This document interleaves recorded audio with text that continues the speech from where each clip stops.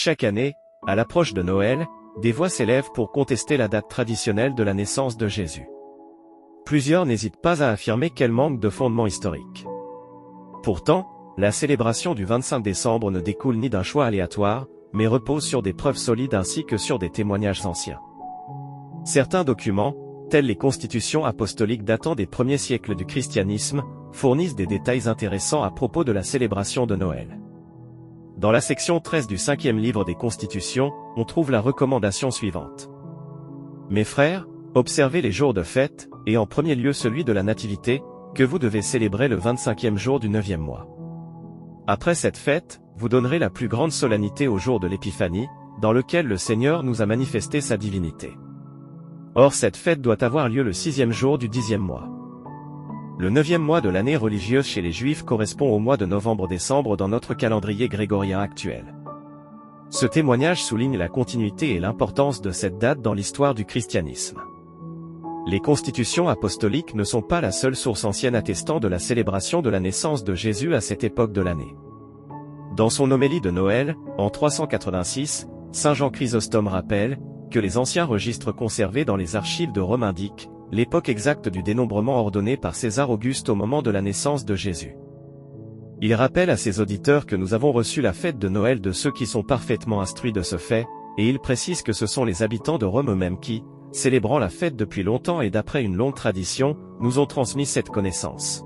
Le témoignage de saint Jean Chrysostome constitue une preuve de plus en faveur de la date traditionnelle de Noël. La période du mois de décembre pour la naissance de Jésus a également été soutenue récemment par le professeur Talmon Shemariahu, un savant israélien de Jérusalem, qui a déduit cette date de son étude approfondie des calendriers trouvés parmi les manuscrits de la Mer Morte. Le professeur israélien a retrouvé le calendrier des services au temple, que les prêtres assumaient à tour de rôle, au temps de la naissance de Jésus. Ce calendrier permet de connaître le moment où Zacharie avait été désigné, pour officier dans le temple de Jérusalem. Selon ce calendrier, Zacharie accomplissait son service sacerdotal dans le temple vers la fin du mois de septembre. Dans son évangile, saint Luc précise que c'est à ce moment précis, que l'archange Gabriel lui est apparu pour lui annoncer que son épouse allait concevoir un fils, du nom de Jean. 6 mois plus tard, l'ange Gabriel apparaît à Marie pour lui annoncer qu'elle concevra Jésus. En s'appuyant sur les découvertes récentes du professeur Talmon Shemariahu, ainsi que le témoignage des évangiles à propos de la conception de saint Jean-Baptiste, on peut conclure que Jésus est bien né un 25 décembre.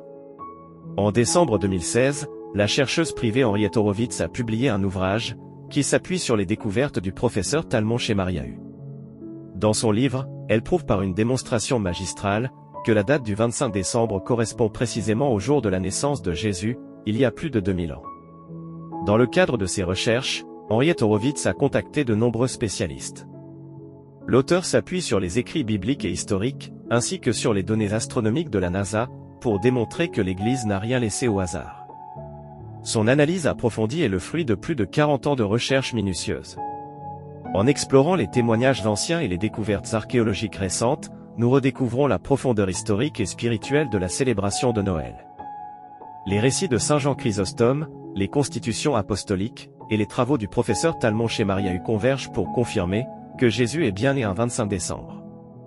Cette convergence de preuves, tant ancienne que contemporaine, renforce la tradition chrétienne associée à cette date mémorable. En célébrant cet heureux événement, nous imitons les anges, les bergers et les mages qui ont accueilli joyeusement la naissance du Messie, il y a plus de 2000 ans.